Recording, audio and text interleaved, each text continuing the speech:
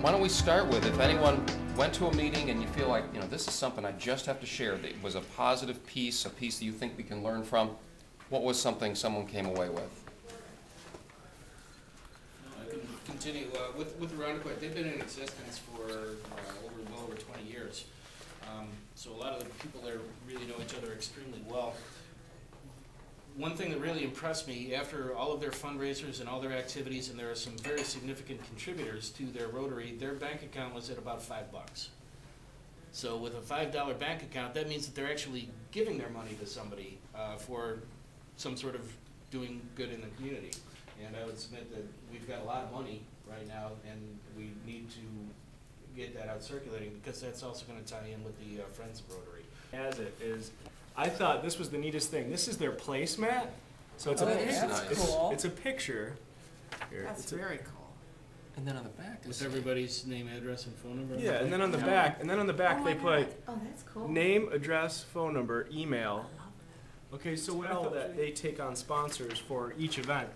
So they had this kids trout fishing derby, and they have the sponsors at the bottom, which are the YMCA, O'Grady Financial Advisors, the town of Pittsford, and Maggie Brooks.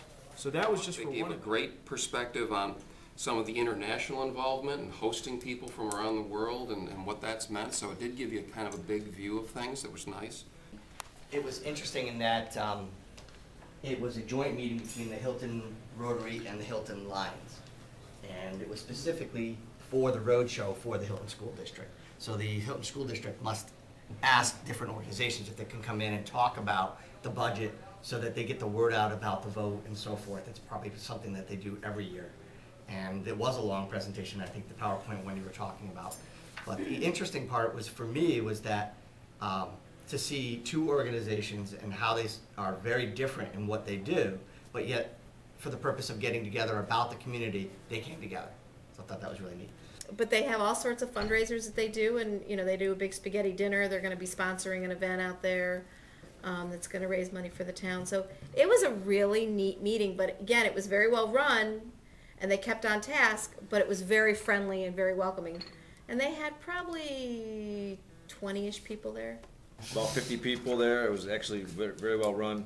The best part, though, is they have the four-way test banner hanging, and that's part of the initial part after the Pledge of Allegiance to recite the four-way test. That was very good.